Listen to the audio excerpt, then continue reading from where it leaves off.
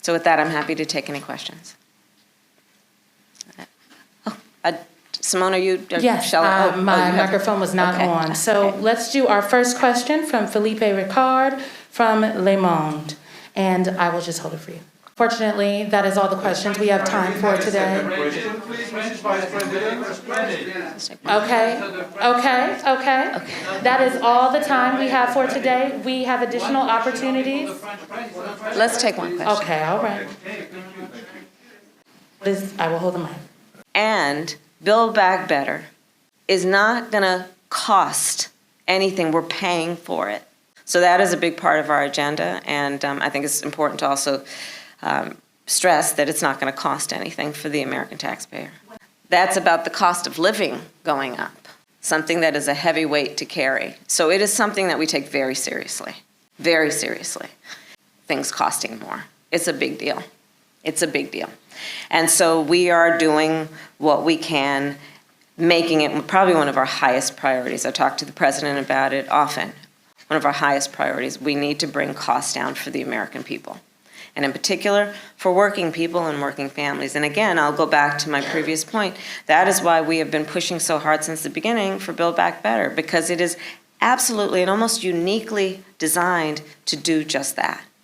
With us in government, we campaign with the plan. Uppercase T, uppercase P, the plan. And then the environment is such that we're expected to defend the plan. Even when the first time we roll it out, there may be some glitches and it's time to reevaluate and then... Our veterans represent the best of America. You are the very spine of America, not just the backbone, you're the spine of this country. Experiencing record inflation, the worst in 30 years, way beyond expectations. OPEC didn't increase oil production. Can you tell us a little bit about how you would prevent the new spending in your Build Back Better agenda from exacerbating the problem? And also, what else are you going to do to fix this problem with inflation? All right, thank you. Well, let's start with this. Prices have gone up, and families and individuals are dealing with the realities of that bread costs more, that gas costs more. And we have to understand what that means. That's about the cost of living going up. That's about having to stress and stretch limited resources. That's about a source of stress for families that is not only economic, but is on a daily level, something that is a heavy weight to carry. So it is something that we take very seriously, very seriously. And we know from the history of this issue in the United States that when you see these prices go up, it has a direct impact on the quality of life for all people in our country. So it's a big issue, and we take it seriously. And it is a priority, therefore. So we have addressed it in a number of ways. One extend is, the 24, or to extend the hours to now 24 hours a day, 7 days a week. But there is also a point that is important to make on the Build Back Better framework. One, it is designed to make it less expensive for working people to live. It was specifically designed to bring down the costs of childcare and increase accessibility and availability. Designed to bring down the cost of elder care and make it available to all those working families that need that support and need that help. And Build Back Better is not going to cost anything. We're paying for it. So when we can get Build Back Better passed, and we are optimistic that we will, the American people will see costs actually reduced. Especially since you said what happens in Virginia will in large part determine what happens in 2022, 2024, and on. I think there's been robust dialogue and discussion about the elections that just took place. And as we focus on the needs of the American people, we are fighting for their needs, which is why we were able to pass bipartisan infrastructure bill. Moving forward, the next step is to pass our Build Back Better agenda.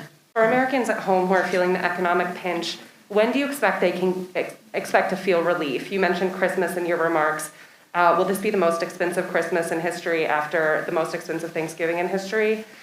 Is it frustrating to you that the U.S. can't secure the same for American parents? And why is paid family leave not a red line in this package for this administration?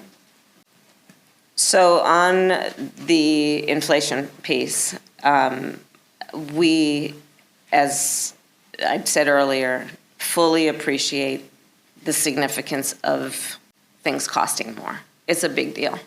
It's a big deal. And so we are doing what we can, making it probably one of our highest priorities. I talk to the president about it often. One of our highest priorities. We need to bring costs down for the American people, and in particular for working people and working families. And again, I'll go back to my previous point. That is why we have been pushing so hard since the beginning for Build Back Better, because it is absolutely and almost uniquely designed to do just that, to make it easier for people to live. And for most Americans, making it easier for them to live means bringing the cost of living down. On the piece about paid family leave, yes, it's frustrating. And it is, I think, a shame that we are not yet a leader on this. Fortunately, that is all the questions we have time for today. Okay. That is all the time we have for today. We have additional opportunities. Let's take one question. Okay, all right. I will hold the mic. The Polish-Belarus border for days and weeks now. And I would like you to comment, because you're in charge of the immigration in the US. Do you, or can you compare it to what you are seeing at the southern border of the US with the weaponization of the Latino immigration into the US? On the issue of Belarus and what is happening at the border with Poland, we are very concerned about that and closely paying attention to it. And the Lukashenko regime, I believe, is engaged in very troubling activity